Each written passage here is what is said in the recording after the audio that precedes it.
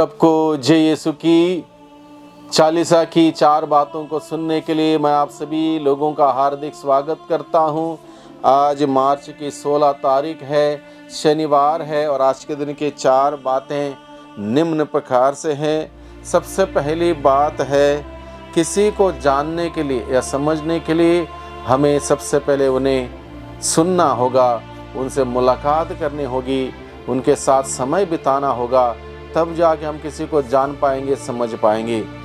प्रभु हमें इस बात को इसलिए कहता है क्योंकि शास्त्री, फरीसी और कुछ नेतागण प्रभु यीशु को ना ही जान पाए, ना ही समझ पाए, ना प्रभु के मूल्य सिद्धांतों के बारे में उनको किसी प्रकार का एक आइडिया रही, क्योंकि वो प्रभु की बात को ना सुनना चाहते थे, ना समझना चाहते थे, ना उस पर विश्वास करना चाहते थे। इसलिए वे बहुत सारी आशीषों से वंचित हो जाते। इसलिए उन लोगों का उदाहरण लेकर प्रभु हमें सिखाता है कि हमें किसी को भी जानना हो और हमें प्रभु को जानना हो तो प्रभु की बातों को सुनना होगा, प्रभु की बातों को पढ़ना होगा, प्रभु की बातों का ग्रहण करना होगा और उन बातों के अनुसार हमें जीवन व्यतीत करना होगा। तब जाके हम प्रभु यीशु को जान पाएंगे, समझ पाएंगे, प्रभु से प्यार कर पाएंगे और प्रभु की महिमा देख पाएंगे। दूसरी बात, आज के दिन में प्रभु हमें सिखाता है कि प्रभु हमारी लड़ाई लड़ता है और हमारे विरोधियों को पराजित करता है। हमारी लड़ाई किससे है? हमारी लड़ाई शैतान से है, अंधकार की शक्तियों से है। जब हम स्वयं लड़ने जाएंगे, हो सकता हम पराजित हो जाएं, लेकिन हमारी लड़ाई प्रभु लड़ेगा तो हमें पराजित होने नहीं देगा, प्रभु हमें जीत दिलाएगा।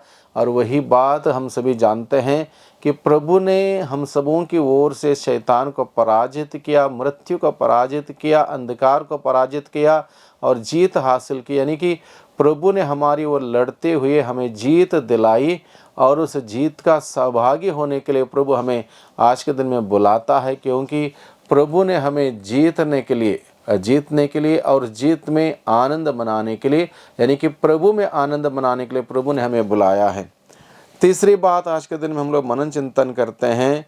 प्रभु की शिक्षा सामान्य लोगों को बहुत अच्छी लगी, लेकिन धार्मिक नेताओं को अच्छा नहीं लगा। यानी कि सामान्य लोगों को प्रभु की शिक्षा क्यों अच्छी लगी? प्रभु ने दिन प्रतिदिन के जीवन के उन तमाम उदाहरणों को लेकर ईश्वर के रहस्य में बातों को लोगों के सामने रखा, प्रकट किया और लोगों को ऐसी बातें सुनना बहुत ही अच्छा लगा, लाभदायक रहा और लोग प्रभु को जान पाए, प्रभु के नज़दीक आए, प्रभु का अनुसरण करने लगे और प्रभु का उस बहुतायत का जीवन को जीने लगे। शास्त्री, फरीसी और कुछ नेताओं को प्रभु की शिक्षा अच्छी इसलिए नहीं लगी, इसलिए कि उनके अंदर घमंडता, अहंकारता, विनम्रता नहीं थी। प्रभु की बातों को सुनना नहीं चाहते थे, समझना नहीं चाहते थे, ग्रहण नहीं करना चाहते थे, उसके अनुसार जीना नहीं चाहते थे, जिस वजह से वो प्रभु की महिमा देखने से वंचित हो जाते हैं। यानी कि घमंड अगर किसी के अंदर है, किसी के अंदर लालच है, बुराई है, वासना है, तो वहाँ पर हम लोग प्रभु का जीवन पा नहीं सकते या प्रभु की आशीष बरकत पा नहीं सकते। यही बात शास्त्री, फरीसी और नेता गणों के साथ हुआ। अगली बात हमें समझने के लिए आज के दिन में दिया गया है, हमारा दृष्टिकोण सही होना चाहिए। शास्त्री फरीसियों का दृष्टिकोण गलत था, हमारा दृष्टिकोण, हमारे नज़रिया सही होना चाहिए। शास्त्री फरीसियों की नज़रिया ये थी दिखावे की, आडंबर की, अहम की, अहंकार की।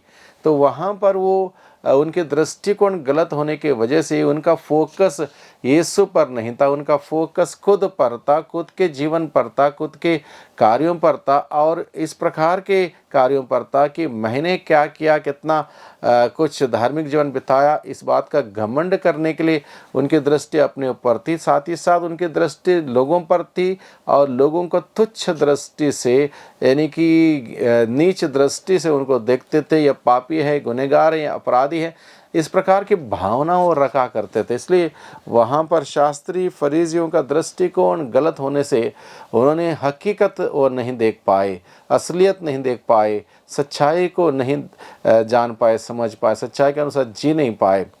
और एक बात आज के दिन में हम सबों को दी गई है समझने के लिए, प्रभु यीशु मसीह को लेकर लोगों में मतभेद उत्पन्न हुआ, क्योंकि उनकी शिक्षा अन्य लोगों के शिक्षा की तरह नहीं, अधिकार के साथ वो शिक्षा देते थे। इसलिए जैसे वो बोलता था वैसे कोई नहीं बोलता था, यानी कि लोगों को समझना बहुत मुश्किल हो गया यीशु को, इसलिए कि लोग जितना प्रभु के साथ जुड़े थे उतना समझ गए, जितना प्रभु के साथ नाम के वास्ते जुड़े थे वो इस बात को समझ नहीं पाए। इस प्रकार से प्रभु आज के सुसमाचार के द्वारा कहीं बातों को हमारे सम्मुख रखता है, जिससे कि हम सभी इस बातों पर मनन चिंतन करें, विचार करें, क्या उचित है उसको अपनाएं, आजमाएं और उसके अनुसार जीवन बिताते हुए प्रभु की महिमा देखें, प्रभु की महिमा करें। वही प्रभु हम सबों की मदद करें, हमारी सहायता करें। प्रभु की आशीष बरकत हम सबों पर बनी रहे। सबको धन्यवाद, सबको जय यीशु की।